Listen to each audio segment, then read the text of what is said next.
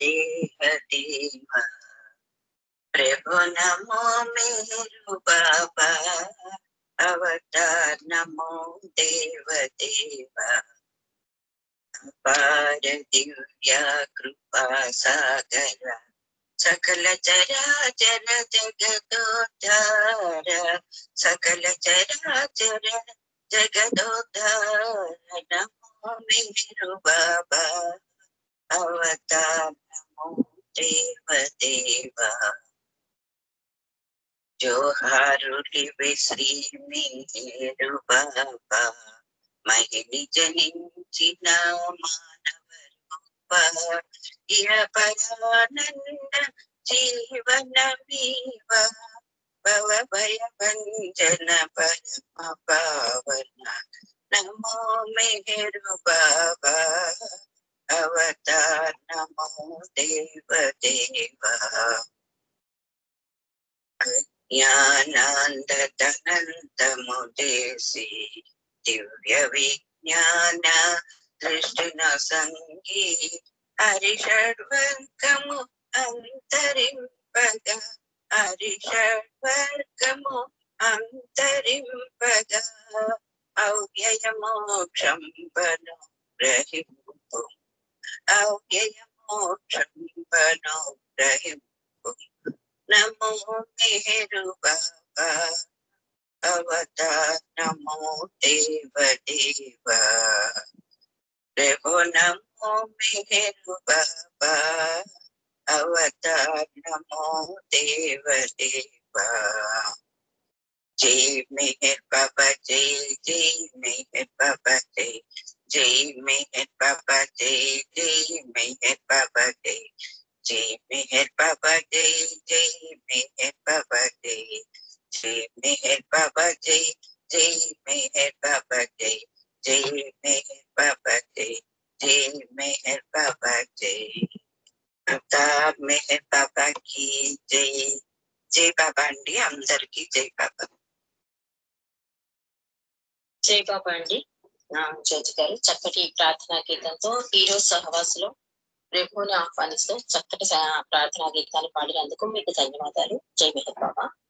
మనం నిన్నటి రోజు నుంచి మెహర్ మధుబిందువులు అనే పుస్తకాన్ని అంటే అందులోని విశేషాలను మనం తెలుసుకుంటున్నాం. ఈ పుస్తకాన్ని శ్రీదత్త కృష్ణరావు గారు రచించారు 1996 లో. ఈ పుస్తకంలో ఏంటంటే యథార్థ సంఘటనలు అంటే వాళ్ళ లైఫ్ లో రేపు ఒక ఆపద్బాంధవుడిగా ఒక అంటే ఒక నిమిషం హృదయ సంస్కారిగా సర్వజ్ఞుడిగా ఎలా వాళ్ళ జీవితాల్లో అంటే ప్రేమికుల జీవితాల్లో బాబా చేసిన ఆ మహత్తులు ఆ అనుభూతుల గురించి ఈ పుస్తకంలో రాశారు.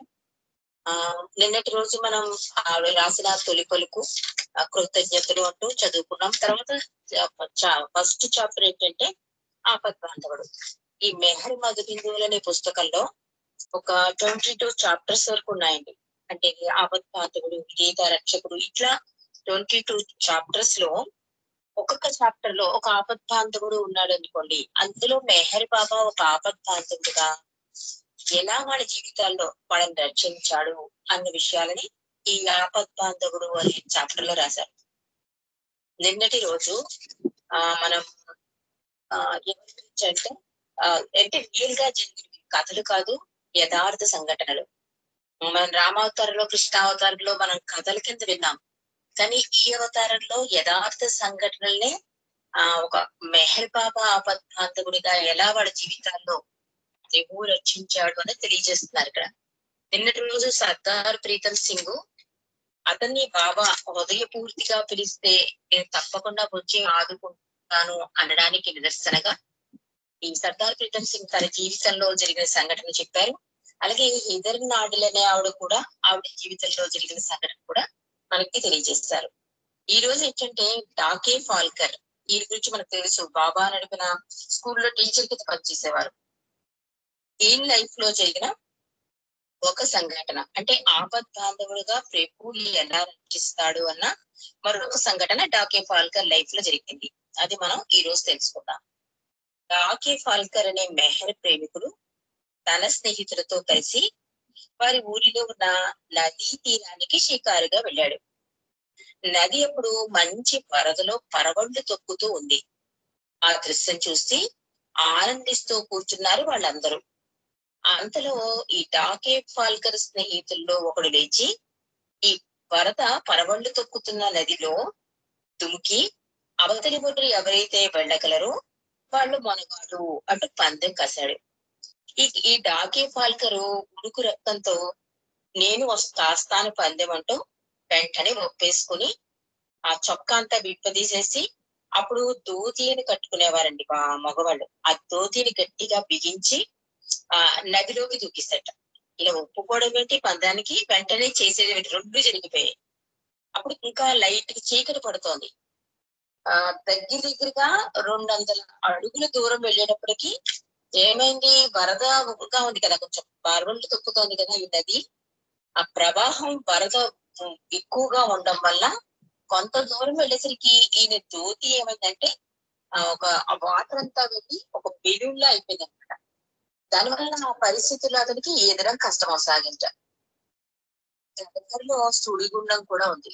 అంటే ఒకేసారి అన్ని అట్ ఏ టైమ్ అది అతను వెంటనే ఆ చర్య చేసేయడం, ఈ ఈ పరిస్థితి అనుకూలంగా లేకపోవడం, ఈ వరద వృద్ధితో వల్ల ఈ నది ఎక్కువగా ప్రవహించడం వల్ల అతనికి ఇబ్బంది కలుగుతోంది. ఈదడం కుదరటం లేదు, సుడిగుండానికి దగ్గరగా వచ్చేస్తున్నాడు. ఇంకా అతనికి అర్థమైపోయిందా, ఈ స్థితిలో నేను ఈదడం చాలా కష్టం, ఏం చేయాలో అర్థం కాలేదు అతనికి.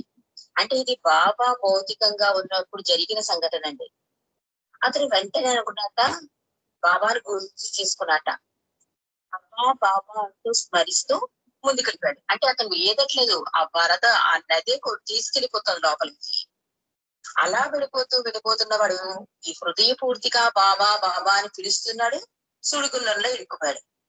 అది ఎంత లోతు కంటే 15 అడుగుల లోతుకి వెళ్ళిపోయించండి ఈ సుడిగుండం లోపలికి. కానీ ఉన్నట్టుండి ఏదో శక్తి ఎవరో వచ్చి తనను బలంగా ఎత్తి దూరంగా విసిరేసినట్లుగా అయింది డాకే ఫాల్కర్.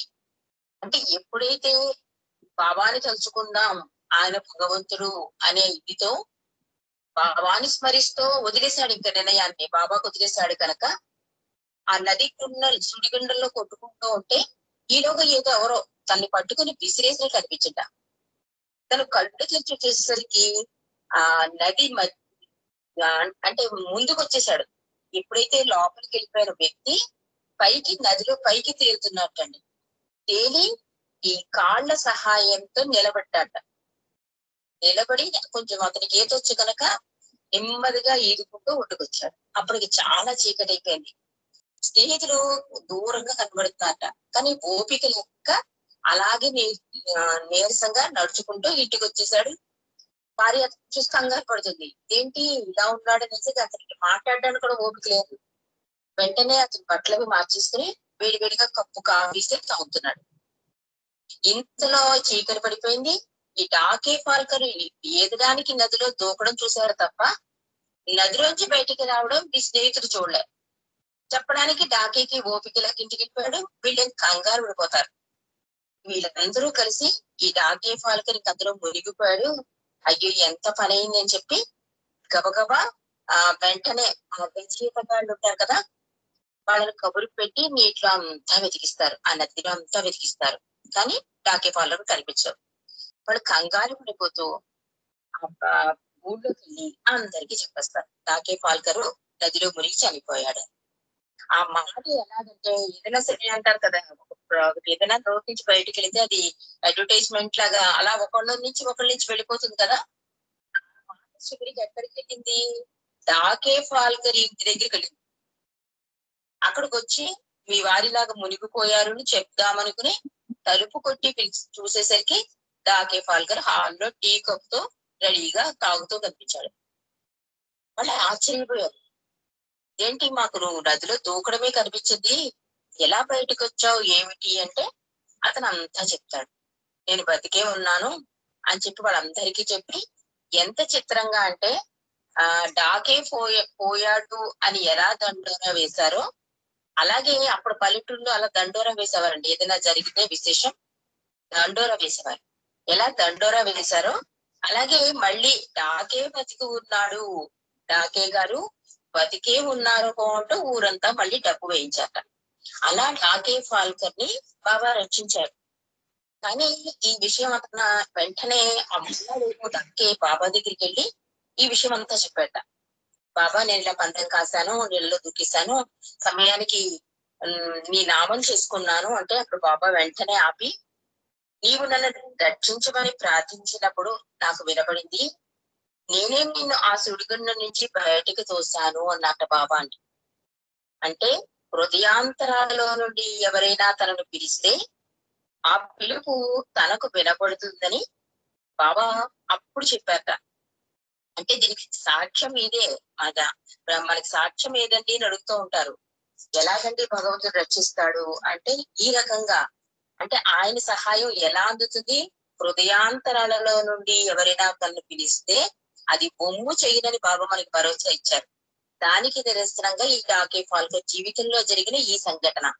అంటే ఆయన ఎప్పుడైతే ఇంకా దేనికిగా ఆధారపడకుండా బాబాకే నీట ముంచినా పాల ముంచినా నీదే భారమని బాబాకు అప్పగించేశాడో వెంటనే బాబా తీసుకున్నారు ఆ బాధ్యతని.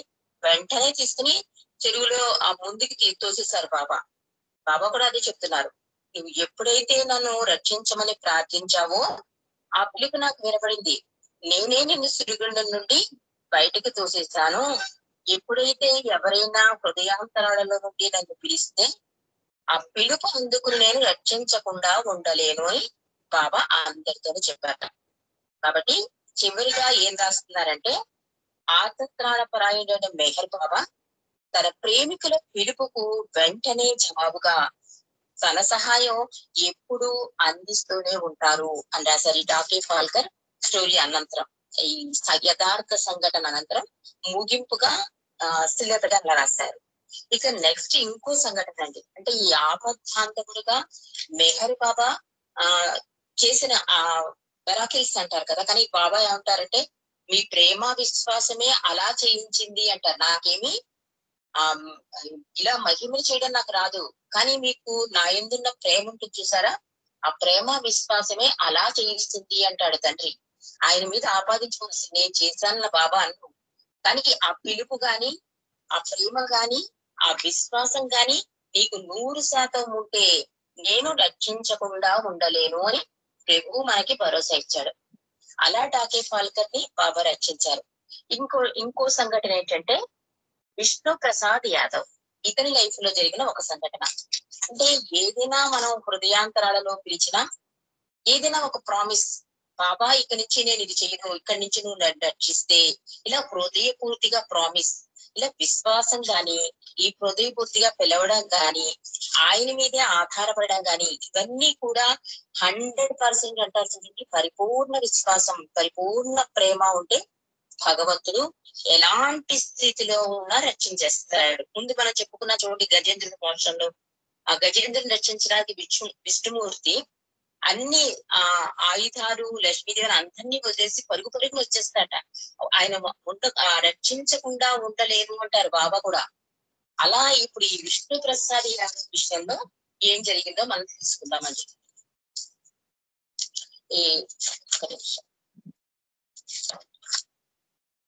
విష్ణు ప్రసాద్ యాదవ్ అని ఉత్తర హిందూ దేశంలో ఒక పెద్ద కాంట్రాక్టర్ అన్నమాట. అతనంటే కొంచెం మిథ్యా ఆధ్యాత్మిక సహచరులతో స్నేహం ఏర్పడింట. అంటే కొంచెం వాళ్ళు ఏమంటారు మరి మిథ్యా ఆధ్యాత్మిక అంటే సగం సగం నాలెడ్జ్ అని నేను అనుకుంటున్నాను. అలాంటి వాళ్ళతో స్నేహం ఏర్పడి అతను మత్తు మందు కనబడి పడిపోయాట వాళ్ళ వలన. అంటే ఈ మత్తు మందు తీసుకుంటే వాడి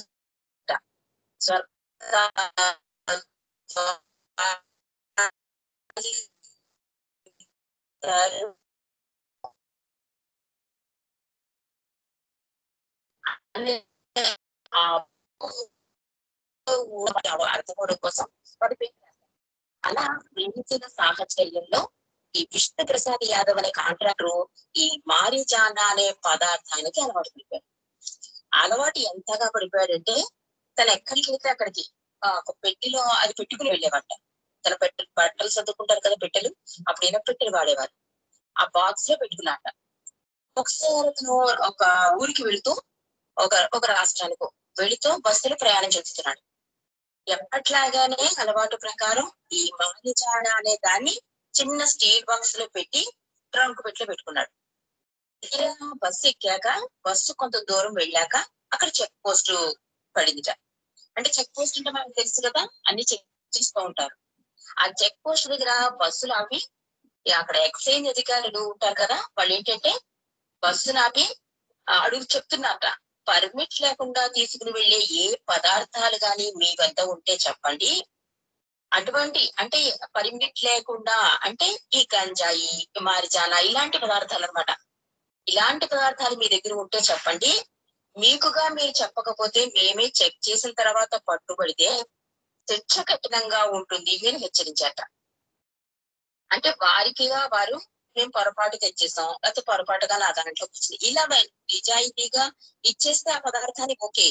లేదా మేము చెక్ చేశాక పట్టుబడ్డారనుకోండి మీరు, అప్పుడు మాత్రం శిక్ష కఠినంగా ఉంటుందని చెప్పి ఈ ఎక్సైజ్ అధికారులు చెప్పారు, హెచ్చరించారు ముందు. కానీ ఈ బస్సులో కూర్చున్న ప్రయాణికులు ఎవరు మాట్లాడలేదు. కానీ తెలుసు కదా విష్ణు ప్రసాద్ యాదవ్ కి, అతను మాత్రం చాలా భయపడిపోయాట. అంటే అతని పెట్లో ఆ వస్తువు ఉంది కదా, అధికారులేమో ఇలా అంటున్నారు. తీరా తను ఆ పెట్టి తను డైరెక్ట్ గా చెప్పలేడు. తీరా పెట్లో ఆ పదార్థం ఉందని దొరికిపోయాడు అనుకో, ఎంత శిక్ష విధిస్తారో తనకు తెలుసు. తన పరువు పోతుంది, తన భార్య బిడ్డలు ఇవన్నీ ఊహించుకుంటాడు.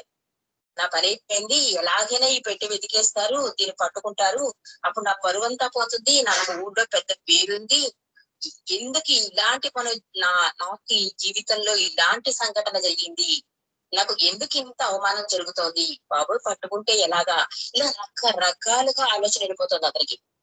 ఎక్సైజ్ అధికారులు కాసేపు వెయిట్ చేశారు, ప్రయాణికులు ఎవరైనా వాళ్ళంతగా వాళ్ళు లొక్కుతారేమో అని. కానీ ఎవ్వరూ మాట్లాడకపోవడంతో వాళ్ళు బస్సు లోపలికి వచ్చి ఒకసారి అందరికి వార్నింగ్ ఇచ్చి బస్సు పైన టాప్ ఉంటుంది కదండి, ఆ టాప్ మీద కూర్చుంటారు. ఎందుకంటే పెట్టెలన్నీ టాప్ మీద ఉంటాయి కనుక ప్రయాణికులకు లోపల బస్సు లోపల హెచ్చరిక చేసేసి బస్సు టాప్ ఎక్కి కూర్చున్నారు. ఈ విష్ణు ప్రసాద్ యాదవ్ కి భయమేస్తూ ఉంటుంది. అందరి పెట్లు చెక్ చేస్తూ ఉంటారు, ఒక్కొక్క పెట్టి వాళ్ళని పిలవడం, వాళ్ళని పైకి పిలవడం, వాళ్ళ దాంట్లో ఏదైనా ఉందా వాళ్ళ చేత ఆ తాళం తీయించి పేరుకిచ్చాం. ఈ ప్రాసెస్ జరుగుతూ ఉంటుంది. విష్ణు ప్రసాద్ యాదవ్ ఏమనుకుంటాడంటే, ఇంక నేను నా పని అయిపోయింది, ఎలాగ ఇందులోంచి నేను బయటపడతాను, ఇప్పుడు ఏది దారి భగవంతుడా అని చాలా టెన్షన్ పడిపోతూ, భగవంతుడు అనే పదం రాగానే అతనికి తన స్నేహితుడు తరచూ మెహర్ బాబా దేవుడని ఆయన గురించి చెప్పడం గుర్తుకొచ్చింట. అంటే ఇతను మెహర్ బాబా భక్తుడు కాదు, తన స్నేహితుడు చెప్తూ ఉండేవాట, మెహర్ బాబా ఈ కలియుగ అవతార పురుషుడు, హృదయాంతరాల నుండి పిలిస్తే కనుక ఆయన పలుకుతాడు, రక్షిస్తాడు, ఇలాంటి మాటలన్నీ ఫ్రెండ్ ద్వారా విన్నాడు. భగవంతుడు నన్ను రక్షించలేడు అనుకున్నప్పుడు ఈ మెహర్ బాబా పేరు గుర్తుకొచ్చుంట. అతను వెంటనే తన చేతి సంచిని తడువుకున్నట. ఎందుకంటే ఫ్రెండ్ అప్పుడు బాబా ఫొటోస్ కొన్ని ఇచ్చాడు, సందేశాలతో వచ్చిన పేపర్స్, బాబా ఫొటోస్ అన్ని కూడా చేతి సంచిలో ఉన్నాయి, ఎప్పుడు ఓపెన్ చేసి చూడలేదు తను. వెంటనే ఆ సంచి మీద చేయి వేసి బాబాతో చెప్తున్నట్లుగా హృదయ పూర్తిగా ఇలా అన్నట్ట బాబాతో, ఓ మెహర్ బాబా, నా స్నేహితులు చెప్పినట్లుగా నీవు నిజంగా భగవంతుడివైతే నన్ను పట్టుబడకుండా కాపాడు. ఒక్కసారి నీవు నన్ను ఆదుకున్నట్లయితే నేనెన్నడూ ఇటువంటి తప్పు పని చేయను అన్నట్ట. మనస్ఫూర్తిగా హృదయపూర్తిగా ఈ బాబా ఫొటోస్ సంచి మీద చేయి పెట్టి ప్రామిస్ చేశాట. చేస్తూ ఇంకా అంటున్నాడు, ఎవరైనా వారి తప్పులను మనస్ఫూర్తిగా గనక పశ్చాత్తాపడినట్లయితే భగవంతుడు తప్పక క్షమిస్తాడని విన్నాను. నేను నా తప్పుకు మనస్ఫూర్తిగా పశ్చాత్తాపడుతున్నాను, మరెన్నడూ ఇటువంటి తప్పుడు పనులు చేయను. నీవే గనక నిజంగా భగవంతుడివైతే నన్ను ఆపద నుండి కాపాడు అని హృదయాంతరాలలో నుండి మెహర్ బాబాని ప్రార్థిస్తాడు విష్ణు ప్రసాద్ యాదవ్. ఈ లోపల ఏమవుతుందంటే, ఆ బస్సు పైన ఎక్కిన అధికారి ఏం చేస్తాడంటే, ఒక్కొక్కరు పెట్టి తెరుస్తున్నాడు కదా, అలా అన్ని పెట్లు తెరిచేస్తాడు. ఇంక 2 పెట్లే మిగులుతాయి. ఒకటి విష్ణు ప్రసాద్ యాదవ్ది, ఇంకొక పెట్టి. ఆ 2 పెట్లు చదికి చేస్తామని అధికారి ఏం చేస్తాడంటే, ఇంకేమీ లేవు కదా అంటాడు. అంటే ఈ విష్ణు ప్రసాద్ యాదవ్ పెట్టి ఇంకొకతని పెట్టి ఆ ఇంకొకతని పెట్టి కూడా వెతికేస్తాడు అధికారి. అందులో కూడా ఏం దొరకదు. వెంటనే అతను దిగిపోతాడు. దిగిపోతే అక్కడ ఉన్న అందరితో చెప్తారన్నమాట, ఇక్కడ ఏమీ లేదు, అందరూ మంచిగానే జర్నీ చేస్తున్నారు కనుక మీరు హ్యాపీ జర్నీ అని చెప్పి ఆ అధికారులు వెళ్ళిపోతారు.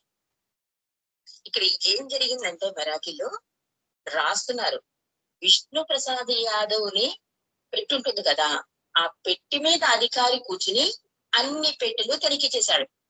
ఆఖరి పెట్టి కూడా తనిఖీ చేసి తను కూర్చున్న పెట్టే అది విష్ణు ప్రసాద్ యాదవ్ పెట్టి అనమాట.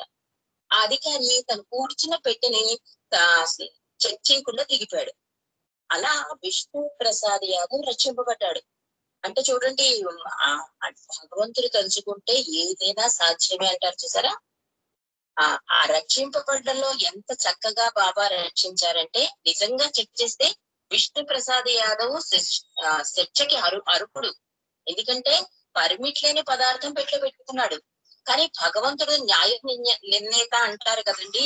మరి ఇది ఎలా జరిగింది అంటే, దీనికి బాబా చెప్పిన సమాధానం రాస్తున్నారు ఆవిడ ఇక్కడ. ఆఫీసరు విష్ణు ప్రసాద్ పెట్టి మీదనే కూర్చుని అందరి పెట్టెలు తెరిచి చూశాడు. కానీ ఆఖరికి తను కూర్చున్న పెట్టెను మాత్రం మర్చిపోయాడు. ఆ పెట్టె విష్ణు ప్రసాద్ యాదవ్ది. అలా ఆఫీసర్ వలన విష్ణు ప్రసాద్ యాదవ్ రక్షింపబడ్డాడు. కాబట్టి ప్రేమమయుడైన మెహర్ బాబా నిజానికి తప్పొప్పుల ప్రకారం వ్యక్తిని శిక్షించే న్యాయ నిర్ణేత తానే అయినప్పటికీ, అంటే ఆ తప్పు చేశాడు కాక అతనికి శిక్షించాలి, ఆయన న్యాయ నిర్ణేతే భగవంతుడు. కానీ మనస్ఫూర్తిగా పశ్చాత్తాపడి తన శరణు కోరిన వారిని క్షమించి ఆదుకుని మరొక్కసారి తన సర్వజ్ఞతను, తన క్షమా గుణాన్ని, తన ప్రేమను వెల్లడించి తాను భగవంతుడను అని రుజువు చేసుకున్నారు అవతార్ మెహర్ బాబా. అందుకే బాబా ఏమంటున్నారు, నీ హృదయంలో ఉన్నది నేనే, నేను సనాతనుడను, నీ హృదయ మందిరమే నా దేవాలయం అన్నారు. అందుకే బాబా. అందుకే ప్రతి సెకను ఎలర్ట్ గా ఉండండి, నిత్య సహచరణ చేసుకోండి, నా నామస్మరణ చేసుకోండి, నేను తప్ప అన్ని మాయా, నేనే సత్యం. ఈ మాటలన్నీ బాబా ఎందుకు మనకి ప్రతిసారి సందేశాల్లో, లేకపోతే మై విష్ లో, హౌ టు లవ్ గడ్, ప్రతిసారి బాబా ఎందుకు ప్రేమికుణ్ణి భక్తుణ్ణి ఎలర్ట్ చేసేవారంటే, అది నిజాయితీ ముఖ్యం అండి, దృఢ విశ్వాసం ముఖ్యం, హృదయాంతరాలలో ఆయన్ని పిలవాలి. ఇవన్నీ ప్రాక్టీస్ అవ్వాలంటే ముఖ్యంగా ప్రభు మీద మనకి విశ్వాసం ఉండాలి. ఈ విశ్వాసం ఉంటే ఏమవుతుందంటే అధికాధికంగా ప్రేమించడానికి, ఆయన మీద ఆధారపడడానికి అవకాశం ఉంటుంది. ఎప్పుడైతే ఇతను భగవంతుడనేవాడు అన్నప్పుడు తన ఫ్రెండ్ చెప్పిన మెహర్ బాబా భగవంతుడు అని నమ్మకం కలిగి ఆయనకి ప్రామిస్ చేశాడు, ఈసారి నువ్వు కనుక నన్ను రక్షిస్తే నా జీవితం అంతా తప్పు చేయకుండా నా జీవితం అంతా నీకే అంకితం చేస్తాను అని. అలాగే అతను ప్రామిస్ చేయడం, ఆ హృదయాంతరాలలో అతని ఆర్తనాదాన్ని బాబా వినడం, అతను తప్పు చేసినా కూడా క్షమించే గుణం భగవంతుడికి ఎప్పుడూ ఉంటుంది. కాబట్టి బాబా తన సర్వజ్ఞతని, ఈ క్షమా గుణాన్ని తన ప్రేమికులకు వెల్లడించడానికే ఇలా బాబా రక్షిస్తూ ఉంటాడు. ఆయన ఆత్రత్రాణ పరాయణుడు అని ముగించారు ఈ సంఘటనతో. అంటే ఒక ఆపద్బాంధవుడు అంటే మన మీద బాబా చెప్పినట్లుగా 100% మన విశ్వాసం, మన నమ్మకం, మన ప్రేమ అవన్నీ చేయిస్తాయండి ఏదైనా సరే. ఈ హిదర్ లాడన్ విషయంలోనైనా ఈ సర్దార్ ప్రీతం సింగ్ అతను ఆ పులులు రావు అని ఒక జెండా పాతాడు చూడండి. ఇది బాబాకి నేను ప్రేయర్ చేశాను, ఈ జెండాని ఇక్కడ పాతిస్తున్నాను, ఇక్కడ పులులు రావు అంటే రాలేదు పులులు. ఆ జెండా ప్లేస్ లో బాబాయే కాపలా కాశారు. అంటే ఎంత ప్రేమికుడికి బానిసనో బాబా తెలియజేస్తున్నారు. అలాగే హిదర్ లాడన్ విషయంలో కూడా ఆవిడ తెలియకుండా పొరపాటు చేసింది. ఆ ద్రౌపదిలాగా అన్ని దిక్కులు అయ్యాక ఆకన్న బాబాని హృదయపూర్తిగా పిలిచాక ఆ పిలుపుని అందుకుని రక్షించారు బాబా. ఎంత బాగా రక్షించారు, అసలు డాక్టర్లే చేతులెత్తేశారు. స్కిన్ మళ్ళీ సరిగ్గా రాదు, ఆవిడ మోసం సరిచేయలేరు, కానీ బాబా చాలా చక్కగా మళ్ళీ యథాస్థితికి తీసుకొచ్చేశారు. అంటే ఆవిడకున్న దృఢ విశ్వాసం. ఇక్కడ ఈ డాకే పాల్కర్ విషయంలో కూడా బాబా మీదే పూర్తిగా నిర్ణయించేసుకున్నాడు. ఇంకా బాబా తప్ప నన్ను ఎవరు రక్షించలేరు అన్నప్పుడు వెంటనే ఆ సుడిగుండంలో చిరుక్కుపోతున్న అతను ఒక చేత్తో విసిరేశారు బాబా. ఇక్కడ ఈ విష్ణు ప్రసాద్ యాదవ్ విషయంలో కూడా నువ్వు భగవంతుడివి, నేను ప్రామిస్ చేస్తున్నాను, ఇంక ఈ తప్పు చెయ్యను. అందుకే బాబా ఆ రిపెంటెన్స్ ప్రేయర్ కూడా బాబా అందుకే ఇచ్చారండి. తప్పును తప్పుగా గుర్తించి మళ్ళీ చెయ్యకపోవడం. ఒకసారి సారీ చెప్పేసి మళ్ళీ ఆ తప్పును చేస్తే భగవంతుడు క్షమించడు. అందుకే బాబా ఈ రిపెంటెన్స్ ప్రేయర్ లో కూడా తప్పును తప్పుగా గుర్తించి ఆ గుర్తించడంలోనే క్షమ కూడా ఉంటుంట. అది మళ్ళీ చేయకుండా ఉంటాం. అది ఎప్పుడైతే అతను నేను ఈ తప్పు చేయని తండ్రి నన్ను రక్షించు అని కోరుకున్నాడో వెంటనే అతను తప్పు చేసినా కూడా క్షమించేసి రక్షించిన వాడు అవతార్ మెహర్ బాబా. కాబట్టి అద్భుతంగా ఆపద్ బాంధవుడుగా ఇలా వాళ్ళ జీవితాల్లో బాబా రక్షించారు. ఇక మనం నెక్స్ట్ ఎపిసోడ్ లోకి వెళ్దాం. నెక్స్ట్ సంఘటన ఇది అమియా కుమార్ లైఫ్ లో జరిగిన సంఘటన. అసలు ఒక్కొక్క స్టోరీ కూడా యథార్థంగా మన కళ్ళ ముందు కనబడినట్లుగా అంత సరళంగా ఈ పుస్తకంలో శ్రీదత్త విష్ణురావు గారు రాశారు. అంటే మనకి అక్కడక్కడ మనం కొన్ని విషయాలు తెలుసుకుంటాం, కానీ ఇంత వివరణ ఇవ్వలేదు ఏ పుస్తకంలో కూడా. స్టార్టింగ్ నుంచి ఎండింగ్ వరకు కూడా ఒక స్క్రీన్ మనకి కనిపిస్తూ ఉంటుంది. ఆ పెట్టి మీద అధికారులు కూర్చోవడం, విష్ణు ప్రసాద్ యాదవ్ ప్రేయర్ చేయడం, ఇవన్నీ కూడా మనకి ఒక యథార్థ సంఘటన కనుక మనకి కూడా నిజమే తండ్రి ఎంత అద్భుతంగా రచించాడు వీళ్ళని అనే అనుభూతి మాత్రం వస్తుందండి చదివిన ప్రతి సంఘటన కూడా. ఇంకా నెక్స్ట్ సంఘటన ఏంటంటే అమియా కుమార్. ఇతని గురించి మనందరికీ తెలుసు. బాబాని చాలా ప్రశ్నలతో పరీక్షలతో విసిగించిన ముద్దు బిడ్డ. బాబా నా ముద్దు బిడ్డ అని కూడా ఇతనికి బిరుదిచ్చారు. అలాంటి అతని లైఫ్ లో జరిగిన ఒక సంఘటన తండ్రి ఎలా రక్షించాడు. అమియా కుమారికి మ్యారేజ్ అవుతుంది. అతనికి ఒక మగబిడ్డ పుడతాడనమాట. పుడితే అతనికి ఏమవుతుంది, పాలు తాగడానికి కష్టంగా ఉండేది. దాన్ని ఏదో అంటారు తొట్టి పెదివి ఏదో అంటారు కదా, అలా ఉంటుంట. ఆ పెదివి పైకి లోపలికి వెళ్ళిపోయి ఉంటుంది. దానివల్ల పాలు తాగడం, తల్లి పాలైనా ఏదైనా లోపలికి పంపించాలంటే చాలా కష్టంగా ఉండేట. డాక్టర్ దగ్గరికి తీసుకెళ్తే అప్పట్లో ప్లాస్టిక్ సర్జరీ చేస్తే తప్పకుండా నయమవుతుంది, మీరు కలకత్తా వెళ్ళండి, అక్కడ ఒక స్పెషలిస్ట్ డాక్టర్ ఉన్నాడు, ఆయన చేయించేస్తాడు, సరిపోతుంది, అప్పుడు బాబు హాయిగా హ్యాపీగా ఉంటుంది పాలు తాగడానికి చెప్తే ఆ భార్యను తీసుకుని కలకత్తా వెళ్తాడు. అక్కడ మన చుట్టాలు ఎవరు ఉంటే వాళ్ళ ఇంట్లో దిగి హాస్పిటల్కి వెళ్తారు. అతను చాలా పెద్ద సర్జన్ అనమాట, చాలా స్పెషలిస్ట్ డాక్టర్. ఆయన అపాయింట్మెంట్ దొరికేస్తుంది, ఆయన చేసేస్తానంటాడు ఆపరేషన్. కానీ హాస్పిటల్ మాత్రం చాలా పాపులర్ హాస్పిటల్. ఈ ఆపరేషన్ చేయడానికి వీళ్ళకి రూమ్ ఇవ్వడానికి మాత్రం గదులు ఖాళీ ఉండవు. అంటే అంత బిజీగా ఉండే హాస్పిటల్ అనమాట. డాక్టర్ అపాయింట్మెంట్ అవుతుంది, దొరుకుతుంది, ఆపరేషన్ కూడా చేయడానికి ఒప్పుకుంటాడు. కానీ హాస్పిటల్లో ఉండడానికి ఒక్క గది కూడా ఖాళీ ఉండదు అమియా కుమార్కి. గది ఉంటేనే కదా ఏదైనా వాళ్ళు అందులో ఉండి ఆపరేషన్ చేశాక మళ్ళీ ఆ గదిలో ఉండడానికి. సరే ఏం చేస్తాడు తన అమియా కుమారు, రిసెప్షనిస్ట్ దగ్గరికి వెళ్ళి ఓ గది నాకు చిన్న వసారాయన చూపించండి, మా బాబుకి ఇలా ఇబ్బంది పడుతున్నాడు, ఆపరేషన్ చేయించాలి, డాక్టర్ గారు ఒప్పుకున్నారు, ఈ ఒక్క అవకాశం చిన్న ప్లేస్ ఇచ్చినా చాలు మేము సర్దుకుంటాం అంటాడు అమియా కుమార్. అంటే అక్కడ ఉన్న వాళ్ళు అంటారు, అయ్యా ఈ హాస్పిటల్లో అసలు డాక్టర్ అపాయింట్మెంట్ అన్న దొరుకుతుంది కానీ గదులు మాత్రం దొరకవు. 8 నెలలకు ముందే అడ్వాన్స్ ఇచ్చిన వాళ్ళు చాలా మంది ఉన్నారు, కాబట్టి మీరు 8 months తర్వాత రండి, అప్పుడు మీకు గది ఇస్తాము అంటారు. చూడండి ఎలా ఉంటుందో పరిస్థితి. డాక్టరు ఆపరేషన్ అన్ని రెడీగా ఉన్నా గది ఖాళీ లేదు. గది లేకపోతే ఎక్కడ ఉంటారు వీళ్ళు ఆపరేషన్ అయ్యాక? అమియా కుమార్ చాలా నిరుత్సాహపడిపోతాడు. ఇంకేం చేయాలో తెలియక భార్యని బిడ్డని వాళ్ళ బంధువులు ఇంట్లో వదిలేసి భార్యతో చెప్తాడు, రోజుకొకసారి వెళ్ళి హాస్పిటల్లో ఏ నర్సునో ఎవరినో పట్టుకొని బతిమలాడు, ఎలాగో అలాగా గది కొంచెం మనకి వచ్చేలా చూడు అని చెప్పేసి, అతనికి ఉద్యోగం ఉంది కదా, అతను జబల్పూర్ వెళ్ళిపోతాడు. భార్య బిడ్డ కలకత్తాలో ఉండిపోతారు, ఇతను జబల్పూర్ వెళ్ళిపోతాడు. ఇలా అతను ఆ అమియా కుమారి జబల్పూర్ వచ్చేసాక బాబాకి ఈ విషయం తెలియచేద్దాము, ఇది చాలా కష్టం కదా పాప, చిన్న పిల్లవాడు పాలతో మరి నోరు ఇబ్బంది అయితే ఏమీ తినడానికి ఉండదు కదా, దానివల్ల చాలా నేర్చుకుడిపోతున్నాడు పిల్లాడు, ఈ విషయం ఎలాగైనా బాబాకి చెప్పాలి అనుకుంటాడు. తీరా చూస్తే అతనికి చాలా చదువు, ఏ టైంలో అయినా బాబా దగ్గరికి వెళ్ళిపోవచ్చు, ఏదైనా అడిగచ్చు, ఏది అడిగినా తిరిగిపోతూ ఉంటుంది.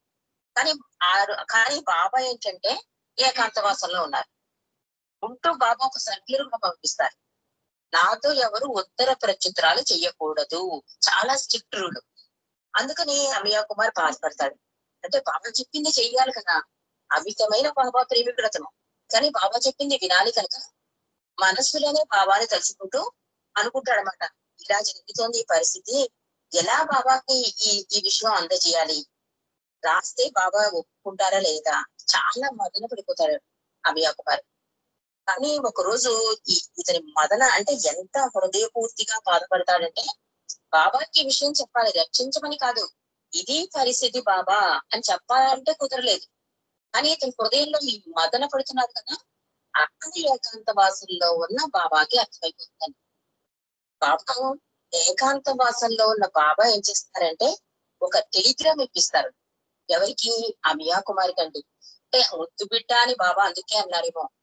ఆ బిడ్డ బాధపడుతుంటే బాబా చూడలేకపోయారు. అంత ఏకాంత వాసంలో ఉన్న బాబా కూడా ఒక టెలిగ్రామ్ ఏమనిస్తారంటే, నీ కుటుంబ క్షేమం తెలపవలసింది. చూడండి, ఇక్కడ మనం అర్థం చేసుకోవాలి. బాబా పర్మిషన్ ఇస్తున్నారు, నువ్వు నీ కుటుంబం ఎలా ఉందో తెలియపరచవలసిందిగా బాబా అడుగుతున్నారు అని టెలిగ్రామ్ వచ్చింటా. అసలు ఎంత ఆనందం వేస్తుంది చూడండి. అసలు మనం పట్టించుకుంటాడా, మన మాట వింటాడా, మన గోడు వింటాడా అని మనం అనుకుంటాం. కానీ భగవంతుడు హృదయపూర్తిగా ఆయన్ని తలుచుకుంటూ ఎలాగైనా బాబాకి అందజేయాలి అంటే ఒక ఉత్తరమే అక్కర్లేదండి. హృదయ పూర్తిగా ఆయన్ని తెలుసుకుంటే అది ఆయనకి అందిపోతుంది. అంత కఠోర ఏకాంత వాసంలో ఉంటే బాబాయే స్వయంగా టెలిగ్రామ్ ఇచ్చారు, నీ క్షేమం తెలియజేయి. అందుకే నువ్వు క్షేమంగా ఉన్నావా అని అడగట్లేదు బాబా, నీ క్షేమాన్ని తెలియజేయి అంటే ఎలాంటి పరిస్థితులు అక్కడ ఉన్నాయి అన్నది బాబాకి తెలియపరచవలసిందిగా ఇండైరెక్ట్ గా చెప్తున్నారు. ఆ టెలిగ్రామ్ చూడగానే ఆనందంతో అమియా కుమారు తన బిడ్డ పరిస్థితి వివరిస్తూ బాబాకి ఉత్తరం రాశాడు. అంటే ఇక్కడ బాబా పర్మిషన్ ఇచ్చేశారు కదా, ఈ పరిస్థితి ఎలా ఉంది అని వెంటనే ఉత్తరం రాసేసాట. వెంటనే తిరిగి టెలిగ్రామ్ లో బాబా జవాబు ఇచ్చారటండి, నీవేమీ ఆందోళన చెందవద్దు, నీ భార్యని కూడా ఆందోళన చెందవద్దని చెప్పు, నా నామం స్మరిస్తుకుంటూ ఒకసారి మళ్ళీ నీ భార్యని ఆసుపత్రికి వెళ్ళి ప్రయత్నించమని చెప్పు, నీ బిడ్డ పైన నా నజర్ అంటే నా కృప ఉంది అని బాబా టెలిగ్రామ్ ఇచ్చాట. ఎంత తండ్రి సంరక్షణలో ఉంటామో మన అదృష్టమో చూసుకోండి. మనం హృదయపూర్తిగా అంటే మనలో లోపమే బాబా దరికి చేరనివ్వటం లేదు. ఈ అమియా కుమారి ఎప్పుడైతే హృదయపూర్తిగా బాబాకి తెలియాలి అంటే బాబాకి విధేయత చూపించాడని మనం గమనించాలి. ఇక్కడ బాబా వద్దు అన్నారు, ఉత్తర ప్రత్యుత్తరాలు వద్దు, నువ్వు ఎలాంటి పరిస్థితుల్లో ఉన్నా అని బాబా ఆజ్ఞకి విధేయత చూపిస్తూ హృదయపూర్తిగా మనసులోనే బాబాని చెప్పుకున్నాడు. అది అందిపోయింది తండ్రికి. డైరెక్ట్ గా ఉత్తరాలు టెలిగ్రాములు ఏమి ఇవ్వక్కర్లేదు ఆయనకి. అందుకే సర్వాంతర్యామి హృదయ నివాసి అంటారు మేర్ బాబా. అందుకే ఆ హృదయ బాధ అతనికి ఆయనకి తెలిసింది. వెంటనే తిరిగి టెలిగ్రామ్ లో తన పరిస్థితి చెప్పడం, బాబా వెంటనే మళ్ళీ నీ భార్యను ఒక్కసారి ఆసుపత్రికి వెళ్ళి ప్రయత్నం చేయమని చెప్పడం, ఇవన్నీ ఎట్ ఏ టైం జరగడంతో అమియా కుమార్ తన భార్యకి లెటర్ రాశారు, పంపించారు టెలిగ్రామ్. బాబా ఇలా పంపించారు కాబట్టి బాబా అందు నమ్మకంతో ఒక్కసారి హాస్పిటల్కి వెళ్ళి ప్రయత్నం చెయ్యి అని. ఆవిడ కూడా బాబా అంటే చాలా ఇష్టం, నమ్మకం. వెంటనే ఆసుపత్రికి వెళ్తుంది. ఎప్పుడు జనంతో కిటకిటలాడే ఆసుపత్రి ఖాళీగా కనపడింట. అంటే చాలా పాపులర్ హాస్పిటల్, అసలు ఖాళీయే ఉండదు. ఇసుకేస్తే రాళ్ళు చూడండి జనం అలా ఉంటారు హాస్పిటల్లో. అలాంటిది హాస్పిటల్కి ఇవిడు వెళ్ళేసరికి అక్కడంతా ఖాళీగా ఉన్నట్ట. డాక్టర్లు గాని నర్సులు గాని గబగబా తిరుగుతున్నా ఏ దాఖలాలు కనిపించలేట. ఈమె అంటే అమియా కుమారి భార్య నెమ్మదిగా ఆ రిసెప్షనిస్ట్ దగ్గరికి వెళ్ళి, దయచేసి మా బాబుకు ఆపరేషన్ చేయడానికి ఒక గది కానీ లేదా సగం గది కానీ ఖాళీగా ఉంటే కనుక చూడండి అంటే మళ్ళీ రిక్వెస్ట్ చేసింట. అప్పుడు ఆ రిసెప్షనిస్ట్ అందుట, అమ్మా ఒక్క గది కర్మ, ఆసుపత్రి అంతా ఖాళీగా ఉంది, మీకు ఏ గది కావాలో చెప్పండి ఇప్పుడే బుక్ చేస్తాను అందుట. అనగానే వెంటనే ఆపరేషన్ డేట్ కూడా నిర్ణయించేసింది నర్సు. అంటే 3 రోజుల్లో బిడ్డకి ఆపరేషన్. గది ఏ గది కావాలంటే ఆ గది ఇస్తానంది, ఆపరేషన్ డేట్ కూడా ఫిక్స్ చేసేసింది. అమియా కుమార్ భార్య చాలా ఆశ్చర్యపడిపోతూ ఆనందంతో భర్తకి టెలిగ్రామ్ ఇచ్చింది, మీరు ఇమీడియట్ గా రండి, బాబుకి ఆపరేషన్ చేసేస్తానంటున్నారు, గది దొరికింది. ఇదంతా మనకి అంటే 8 నెలల వరకు ఖాళీ ఉండదు అన్న హాస్పిటల్ ఖాళీ అయిపోయి మీకు ఏ గది కావస్తే ఆ గది తీసుకోండి అంటూ ఆపరేషన్ కూడా తొందరలోనే పెట్టేసి, అంటే ఇదంతా ఎవరు చేస్తున్నారు, ఇది బాబా మహిమే అని అమియా కుమార్ మనస్ఫూర్తిగా బాబాకి కృతజ్ఞతలు తెలుపుకున్నట. అంటే బాబా ఆశీస్సుల కొరకు మళ్ళీ టెలిగ్రామ్ కూడా ఇచ్చట. అంటే ఇలా ఆపరేషన్ జరిగింది, ఆపరేషన్ డేట్ ఫిక్స్ చేశారు, బాబా నీ ఆశీస్సులు కావాలి. బాబా వెంటనే మళ్ళీ ఆందోళన చెప్పవద్దు, నీ బిడ్డ పైన నా నజరు ఉంది అని మళ్ళీ తిరిగి టెలిగ్రామ్ ఇవ్వడం, ఆ బిడ్డకు ఆపరేషన్ జరగడం, ఆ బిడ్డ కులాసాగా ఇంటికి రావడం, హ్యాపీగా పాలు తాగడం, ఇవన్నీ అంత సంతోషదాయకంగా జరిగిపోయింది. అసలు జరిగిన విషయం ఏంటంటే, ఎందుకు హాస్పిటల్ అంత రద్దీగా ఉన్న హాస్పిటల్ ఖాళీ అయిపోయింది అంటే, అక్కడ డాక్టర్లకి ఈ మత్తు మంది ఇస్తారు కదా, ఎనస్థేషియా ఇచ్చే డాక్టర్లకి ఏదో గొడవ జరుగుతుందన్నమాట. దాంతో హాస్పిటల్ క్లోజ్ చేసేస్తారు. ఆసుపత్రిలో ఉన్న వారందరికీ, అంటే ఎమర్జెన్సీ వాళ్ళని కాకుండా మామూలుగా వస్తారు కదా, వాళ్ళందరికీ చెప్పేస్తారు హాస్పిటల్ మూసేస్తున్నాం, మీరు ఇళ్ళకి వెళ్ళిపోండి అని. అలా మొత్తం హాస్పిటల్ అంతా ఖాళీ అయిపోవడం, ఈమె వెళ్లే టైంకి ఆ రోజే ఆసుపత్రికి తెచ్చేస్తారు. అంటే ఈవిడ వెళ్ళి వస్తుంది, 2 రోజులు గ్యాప్ ఇచ్చింది, అమియా కుమార్ బాబా టెలిగ్రామ్ ఇవన్నీ జరిగాయి. ఆ తర్వాత బాబా ఆజ్ఞతో హాస్పిటల్కి వెళ్ళడం, ఆ రోజే హాస్పిటల్ తెరవడం, ఇవన్నీ జరగడం వల్ల హాస్పిటల్ ఖాళీగా ఉంది. అంటే ఈ ఏకాంతవాసంలో ఉన్న బాబాకు తన పరిస్థితిని వివరించాలని ఎంతగానో తపన పడుతున్నా ఉత్తర ప్రచిత్రాలు జరపరాదని బాబా ఆజ్ఞకు బద్ధుడై అమియా కుమారు ఊరుకున్నాడు. అంటే ఇక్కడ విధేయత చూపాడు అతను. అంతేకాక సర్వజ్ఞైన బాబా తన ప్రేమికుని ఆవేదనను గ్రహించి తానే వారి కుటుంబ క్షేమ సమాచారం తెలపవలసిందని ఉత్తరం రాయించాడు. అంటే ఇంతకన్నా మహిమ ఏం కావాలి, బాబాయే నీ క్షేమం తెలియజేయం టెలిగ్రామ్ ఇచ్చారు. దయామయుడైన మెహర్ బాబా కరుణతో ఆ బిడ్డపై తన నజరునిచ్చి 8 నెలల వరకు అసాధ్యం అనుకున్న ఆ ఆపరేషన్ పనిని వెంటనే చేయగలిగేటట్లు చేశారు. ఆ డాక్టర్ల సమస్య ఆయన సృష్టించింది కాకపోతే మరేమిటి అని రాస్తున్నారు ఇక్కడ.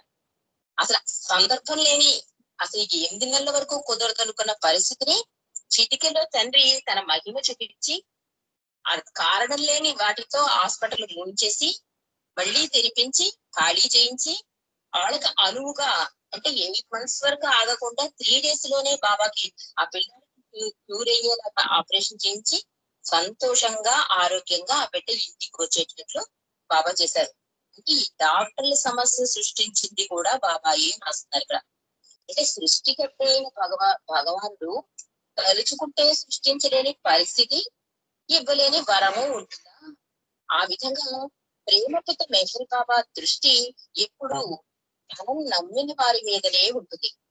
ఆయన ఎంతటి దీక్షాపూర్వకమైన ఏకాంతవాసంలో ఉన్నా సరే ఆ ప్రేమ పిలుపు ఆయన చెవిని సోకిన వెంటనే ఆయన తన ప్రేమికుని ఆదుకుంటూ ఉంటాడు అనడానికి ఇదే సాక్ష్యము అవతార్ మెహర్ బాబాకి జయ ప్రసాద్. అంటే ఆయన నిలబడలేడు, ఆ హృదయపూర్తిగా ఆ పిలుపుకి, ఆ విధేయతకి, నిజాయితీకి, వీటన్నిటికి. అందుకే భగవంతుడు చేరే 12 మార్గాలు చెప్పి బాబా ఇచ్చారు చూడండి. అంటే అందులో ఏ ఒక్క మార్గాన్ని పట్టుకున్నా భగవంతుని దరి చేరుకోగలం. అందుకే బాబా మైవిష్ ఇచ్చిన, హౌలో ఇచ్చిన ఈ భగవంతుడి చేరే 12 మార్గాలను ఏదైనా సరే ఒక్క మార్గం పట్టుకోండి, మిగిలినవన్నీ వచ్చి కూర్చుంటాయి అన్నారు. అలాగే ఇక్కడ బతుకు విధేయత చూపించాడంతే. ఎంత బాబా మీద ప్రేమ ఉన్నా కూడా, బాబాని నేను ఇంతగా ప్రేమిస్తున్నాను కదా, నేను ఉత్తరం రాస్తే ఏమైంది అనుకోలేదు అతను. బాబా చెప్పారు అది పాటించాలి, ఈ విధేయత ఉంది. దానికి బాబా మెరాకిల్ అంతా చేసి ఆ ఫ్యామిలీలో ఆ పిల్లాన్ని రక్షించి నా నజరు ఉంది అతని మీద అని చెప్పి అతను సంతోషంగా హ్యాపీగా లైఫ్ లీడ్ చేయడానికి అవకాశం ఇచ్చారు ప్రీతమ తండ్రి మెహర్ బాబా. అంటే భగవంతుడు తలుచుకుంటే ఎలాంటి పరిస్థితులైనా మనం దాటేయడానికి అవకాశం ఉంటుందని ఈ అమియా కుమార్ స్టోరీ ద్వారా మనకి అవగతమైందండి. ఇక నెక్స్ట్ స్టోరీలోకి వెళ్దాం. అంటే స్టోరీ అనే కన్నా సంఘటనలోకి వెళ్దాం, అనుభూతిలోకి వెళ్దాం. తేజ్చంద్ అనే ఒక మెహర్ ప్రేమికుడు ఉండేవాడట. ఇది చాలా సింపుల్ స్టోరీ, అంటే సింపుల్ అయినా చాలా అర్థం ఉన్న స్టోరీ. అది చెప్పేశాక నెక్స్ట్ ఏముంది అది చెప్పేసి మనం సంగీతంలోకి వెళ్దాం. తేజ్చంద్ అనే ఒక మహా ప్రేమికుడు, మెహర్ ప్రేమికుడు. ఆయన ఆర్మీలో పనిచేస్తూ ఉంటాడండి. చైనా యుద్ధం జరుగుతున్న రోజులు ఇతను చైనా యుద్ధం జరుగుతున్న రోజులు ఆర్మీలో పనిచేస్తున్నాడు. ఇతని పేరు టేక్ చంద్, ఆల్రెడీ మెహర్ ప్రేమికుడు. ఆ ముందు మనం చదివినప్పుడు ఈ కాంట్రాక్టర్ చదివిన చూడండి, విష్ణు ప్రసాద్ యాదవ్, అతను బాబా ప్రేమికుడు కాదు. కానీ భగవంతుడు పరాయుడు ప్రతిసారి ఆవిడ ఎందుకు రాస్తున్నారంటే, భగవంతుడు అన్నవాడు ఒక్కడే, అవతారాలే ఆ దేశ కాలమాన పరిస్థితులను బట్టి వస్తూ ఉంటాడు. అతడు బాబాని భగవంతుడిగా భావించకపోయినా ఫ్రెండ్ చెప్పిన మాటతో బాబాని అప్పటికప్పుడు భగవంతుడిగా విశ్వసించి పిలవడం వల్ల పలికేశాడు. ఇక్కడ ఈ టేక్ చంద్ విషయంలో అమియా కుమార్ అయితే ఆల్రెడీ అపూర్వ ప్రేమికుడు, ముద్దు బిడ్డ. ఈ టేక్ చంద్ ఆల్రెడీ మెహర్ ప్రేమికుడయ్యి ఆర్మీలో పనిచేస్తున్నాడు. అతను ప్రజెంట్ ఏంటంటే చైనాలో ఉన్నాడనమాట. ఈయన సరిహద్దు ప్రాంతంలో రోడ్డు నిర్మించే పనిలో ఉండగా చైనా వారు ఈయనను 700 మంది పరివారంతో సహా ముట్టడించారు. అంటే అతనికి ఒక కాంట్రాక్ట్ ఏదో ఆర్మీలో వర్క్ ఉంటుంది కదా, ఆ ప్రాంతాల్లో రోడ్లు వేయాలని దానికి పని చేస్తుంటే చైనా వాళ్ళు వచ్చి ముట్టడించేశారట. ఎంత మందితో? ఈ టేక్ చంద్ అనే బాబా ప్రేమికుడితో పాటు 700 మంది ఆర్మీ పరివారాన్ని ముట్టడించారు. వెంటనే ఈయన తన సహచరుడు వెంట పెట్టుకుని అరణ్య మార్గం గుండా పారిపోయాడు. అంటే వెంటనే అలర్ట్ అయిపోయి వాళ్ళకి అందకుండా ఈ 700 మంది 700 మెంబర్స్ అంటే చూడండి, మాట కాదు, ఇంతమందిని తీసుకుని అరణ్య మార్గం కూడా పారిపోయాడు. వారి దగ్గర ఆయుధాలు లేవు. అప్పటికప్పుడు వాడు ముట్టడించేస్తారంటే ఎక్కడ వాళ్ళని అక్కడ వదిలేసి అరణ్యంలో పారిపోయారు. వాడి దగ్గర ఆయుధాలు లేవు, తిందామంటే తిండి లేదు, విపరీతమైన చలి. అంటే 701 మంది బాధపడుతున్నారు. అలా నెమ్మదిగా తప్పించుకుంటూ ఆ పరివారం అంతా ఎక్కడ చైనా వాళ్ళు వచ్చి మీద పడిపోతారో, ఎక్కడ శత్రువులు పట్టేసుకుంటారో అని గజ ఉడికిపోతున్నట్ట. అప్పుడు ఈ టేక్ చంద్ అన్న అతనే అన్నట్ట ధైర్యం చెప్పాట. ఏమని చెప్పాడంటే, అప్పుడు బాబా భౌతికంగా ఉన్న జరిగిన సంఘటన ఇది. సంజీవుడైన అవతార్ మెహర్ బాబా మనతో ఉన్నారు, మరి ఏ విధమైన ఆపద వాటిల్లదు, అందరం క్షేమంగా చేరుకుంటాం అంటూ వారికి బాబా గురించి చెబుతూ భజనలు చేస్తూ బాబానామం చేస్తూ వారిని ముందుకు నడిపించాడు టేక్ చంద్. కొండ జాతి వారి సహాయంతో అడవుల గుండా దారి తెలియని సరికొత్త మార్గాల ద్వారా 7 రాత్రులు 7 పగళ్ళు నడిచి ధైర్యంగా బాబా నామంతో అస్సాం చేరుకున్నారు 701 మంది.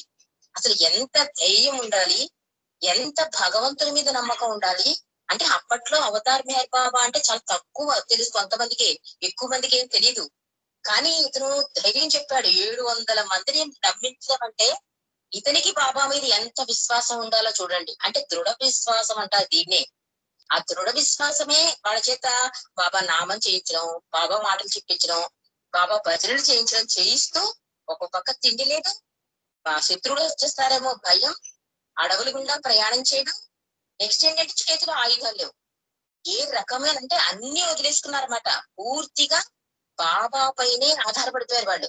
ఆయనే రక్షిస్తాడు అనే ఒక ఆ దృఢ నమ్మకంతో వాళ్ళు క్షేమంగా ఎన్ని రోజులు 7 రోజులు అంటే 7 రాత్రులు 7 పగళ్ళు ఇలాగే నడుచుకుంటూ బాబా నామం చేసుకుంటూ క్షేమంగా అస్సాం చేరుకున్నారటండి. అంటే ఇక్కడ రాస్తున్నారు, వాళ్ళు వస్తుంటేటండి ఒక వంతుని మీద నడుస్తుంటే ఆ వంతుని విరిగిపోయింటారు. 700 మందిని భరించలేక ఆ వంతుని విరిగిపోతే అందరూ కూడా అక్కడ వంతుని కింద నీళ్ళలో పడిపోయాట. చాలా మంది ఈడుకుంటూ బయటకు వచ్చేసారు. కొంతమంది అక్కడ ఆకలి ఆగలేక డిడిటీ పౌడర్ ఉంటే తినేసాట. మనకి అనిపిస్తుంది 7 రోజులు చాలా అనిపిస్తుంది, కానీ వాళ్ళకి చాలా కష్టం గడవడం. ఒక్కొక్క క్షణం ఒక్కొక్క నిమిషం ఎక్కడ వాళ్ళు ఇచ్చేస్తారో చైనా వాళ్ళని భయం, చేతిలో ఆయుధాలు లేవు, తిండి చలి, దారి తెలియటం లేదు, కొత్త దారులు. ఈ దీంతో వీళ్ళు నడుస్తున్నారు. ఎప్పుడైతే ఈ టేక్ చంద్ బాబా నామం చేయిస్తున్నాడో, ఈ భజనలు చేస్తున్నాడో, మొండి ధైర్యంతో వాళ్ళు కూడా అలాగే ముందుకు వెళ్ళారు. కొంతమంది ఆ నీళ్ళలో పడిపోవడం, ఒడ్డుకు రావడం, కొంతమంది డిడిటి పౌడర్ తినేసినా కూడా క్షేమంగా బాబా వాళ్ళని ఇళ్ళకి చేర్చారు. అంటే ఈ దృఢ విశ్వాసం, ఈ బాబా నామం వాళ్ళని రక్షించింది అని రాస్తూ, వాళ్ళ భయం ఏముంది, దారి పొడుగునా ఎక్కడ చైనా వారు పసిగట్టేసి పట్టుకుంటారని భయంతో చాలా దారుణమైన పరిస్థితిలో వాళ్ళు ఉన్నారు. తిండి లేదు, నిద్ర లేదు, నడుస్తూ ఉండవు, బట్టలు చిరిగిపోయాయి, ఆకలి, నీరసం, ఇవన్నీ ఇవన్నీ కూడా ఉన్నా కూడా వాళ్ళు బాబా నామం చేశారు, బాబా భజనలు చేశారు. అదే తీసుకొచ్చింది వాళ్ళని గమ్యానికి అని రాస్తున్నారు. ఈ 701 మందిలో కూడా ఒక్కళ్ళు కూడా చనిపోలేదండి, ఒక్క మనిషి కూడా చనిపోలేదు, క్షేమంగా ఇంటికి తిరిగి వచ్చారు అని రాశారు ఇక్కడ. అంటే మెహర్ బాబా కలియుగ అవతారుడని, భగవంతుడనేవాడు తన భక్తుల మొరలు తప్పక ఆలకించి ఆదుకుంటాడనే దృఢ విశ్వాసంతో టేక్చందు బాబాను ప్రార్థించి తన వారికి ధైర్యం చెప్పాడు. ఆ అచంచల విశ్వాసం, అపారమైన నమ్మకమే మెహరు ప్రభు కృపా కటాక్షాన్ని పొందగలిగాడు వారు. అంటే అతను చెప్పిన ఈ మాటకి 700 మంది కూడా నమ్మారు, నమ్మి ముందుకి సాగారు కనుక, అంటే ఇబ్బందులు పడుతున్నారు అయినా నామం భజనలు చేస్తూనే ఉన్నారు, బాబా నామాన్ని వదలలేదు, అదే వాళ్ళని రక్షించింది అని రాస్తున్నారు ఇక్కడ. అంటే చివరిలో ఏం రాస్తున్నారంటే, మెహర్ అనే నామమే మంత్ర ప్రభావం కలది, ఆ నామ స్మరణలోనే సకల పాపాలు పటాపంచలైపోతాయి, ఆ నామ ప్రభావం వలననే అనేక మహిమలు జరిగినాయి అనడానికి ఈ టేక్చంద్ సంఘటన ఒక ఉదాహరణ మాత్రమే అంటున్నారు. అంటే బాబా నామస్మరణ వలన చాలా మహిమలు జరిగాయి, కానీ ఇక్కడ 700 మంది ఒక్క అతని మీద నామం మీద, అంటే ఈయన భగవంతుడు అని చెప్పిన వెంటనే నమ్మకంతో వాళ్ళు చేసేటువంటి ఇది అద్భుతం అంటున్నారు. భగవన్ నామ మహిమ గురించి మన పురాణాలు ఎంతగానో చెప్తున్నాయి. రామ నామ మహిమతోనే హనుమంతుడు లంకకు చేరగలగడం మనందరికీ తెలిసిన విషయమే. అదే విధంగా కలియుగ అవతారుడైన మెహర్ బాబా నామ జపం వలన అనేక జబ్బులు నయమవడం, అనేక విపత్కర పరిస్థితుల నుండి రక్షింపబడం, ఈ 700 మంది క్షేమంగా ఇంటికి చేరడం, ఇదంతా కూడా మెహర్ నామ మహిమ వలన జరిగిందనడంలో అతిశయోక్తి కాదు అని అవతార్ మెహర్ బాబాకి జయం రాశారు ఈ సంఘటన. అంటే ఎంత అద్భుతంగా ప్రభు నామం, ఆ విశ్వాసం, ఈ ఈ ప్రేమ, అధికాధికంగా నన్ను ప్రేమించండి అని బాబా చెప్పింది కారణం కూడా అందుకే. ఈ అధికాధికమైన ప్రేమే అవియాకుమాన్ని రక్షించింది. ఈ నామ మహిమ, ఈ నామం మహిమ వలన టేక్చంద్తో పాటు 700 మంది, అంటే మనకి ఇక్కడ రామాయణంలో కూడా హనుమంతుడికి ఏం బలం లేదు, ఆయన ఎప్పుడైతే రామనామం చెప్పించాడో ఆ నామ బలమే ఆకాశంలో ఎగిరేలా చేసింది, లంకని చేరుకునేలా చేసింది. కాబట్టి మెహర్ నామ మహిమ అంత శక్తివంతమైంది అని రాస్తున్నారు. అంటే బాబా చెప్పినట్లుగా భగవంతుడు ఒక విధేయతలో మనం 100% చూపించినా రక్షిస్తాడు, ఒక ప్రేమలో 100%. అందుకే బాబా ఎప్పుడు కూడా పూర్తి ప్రేమ కావాలి. అందుకే మనకు ఒక కథ ఉందండి ఇక్కడ.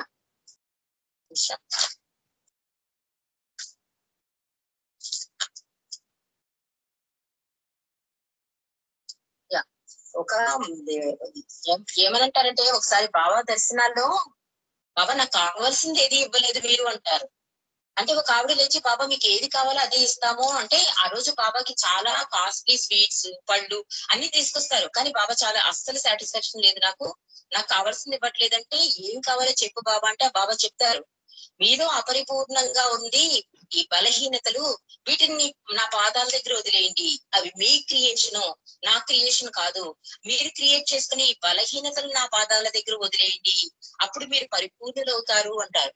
బాబా ఎప్పుడూ కూడా నేను భగవంతుడే, మీరు భగవంతులే, కానీ నేను ఎరుక కలిగి ఉన్నాను, మీరు ఎరుక లేకపోవడం వల్ల మీరు భగవంతులను గుర్తించలేకపోతున్నారు. ఎందుకంటే మీ హృదయాల్లో ఈ బలహీనతలు ఉండడం వల్ల నేను అక్కడ ఉండలేకపోతున్నాను, ఆ పరాయి వాళ్ళు ఉండడం వల్ల నేను రాలేకపోతున్నాను అని బాబా ప్రతిసారి ఎందుకు చెప్పేవారంటే, అంటే అన్ని అసంపూర్ణంగా ఉండడం, ఒక నమ్మకం కలగాలంటే భగవంతు మీద అసంపూర్ణంగా ఉంటుందన్నమాట. ఆ క్షణంలో నమ్ముతాం, మళ్ళీ ఆ క్షణంలోనే వదిలేస్తాం. ఏ విషయం చూసుకున్నా ఒక విధేయతైన, ప్రేమైన, నమ్మకమైన, నిజాయితీ అయినా ఏదైనా కూడా మనం సగం సగమే ఇవ్వగలుగుతున్నాం భగవంతుడికి. అందుకే బాబా ఏమంటారు, పరిపూర్ణ ప్రేమ, పరిపూర్ణ విధేయత, పరిపూర్ణ సర్వార్పణ, ఈ 3 కావాలి నాకు, దాన్ని దివ్య ప్రేమ అన్నాడు తండ్రి. ఇలాంటి దివ్య ప్రేమ నాకు కావాలి, కానీ మీరు కంగారు పడకండి, ఈ 3 ఇవ్వాలనుకోకండి, ఒక్కటి ఇచ్చినా మిగిలిన 2 వచ్చి కూర్చుంటాయి చెప్తున్నాడు తండ్రి. కాబట్టి మనకు ప్రతిసారి కూడా ఒక సందేశంలో కానీ, ప్రేయర్స్ లో కానీ బాబా ఏం చెప్పినా కూడా ప్రేమ గురించే ముందు చెప్తున్నారు. అన్నిటికన్నా ముందు విశ్వాసం చెప్తున్నారు బాబా. విశ్వాసంగా ఉంటే ప్రేమ కలుగుతుంది, ప్రేమ కలిగితే విధేయత చూపిస్తాం, విధేయత వలన సర్వార్పణ జరుగుతుంది అని బాబాయ్ ఎప్పుడూ కూడా మనకి అందిస్తూనే ఉన్నారు సందేశాల ద్వారా. మరి ఈ ఇన్సిడెంట్ మనం తెలుసుకోవడం వల్ల ఒక విధేయత వల్ల గాని, అధికాధికంగా ప్రేమించడం వల్ల గాని, బాబా మీదే ఆధారపడిపోవడం అంటే 700 మంది బాబా నామం చేస్తూ వెళ్ళారు అంటే అంటే ఆ బాధను తీసేసుకుని వాళ్ళని రక్షించారు. వాళ్ళు కూడా మరణించలేదు అంటే ఎంత అద్భుతం జరిగింది. ఆ 7 రోజులు వాళ్ళు అంత బాధపడినా కూడా కర్మఫలం ప్రకారం అనుభవించారు, కానీ క్షేమంగా భగవంతుడు వాళ్ళని ఇంటికి చేర్చాడు. కాబట్టి భగవంతుడి మీద ఏదో ఒకటి, ఒక నమ్మకమో, విశ్వాసమో, విధేయతో, నిజాయితీయో, ప్రేమో ఏదో ఒక్కటి మనం పూర్తి పరిపూర్ణంగా ఆ పుష్పాన్ని ఆయన పాదాల దగ్గర పెడితే మాత్రం దాన్ని ఆయన స్వీకరిస్తాడు, మనని ఆదుకుంటాడు. అవతార్ మెహై బాబా కీ జై. జై బాబా అండి. మరి మిగిలిన సంగతులు రేపు తెలుసుకుందాం, సంఘటనల గురించి. మరి ముందుగా సంకీర్తనకి ఈరోజు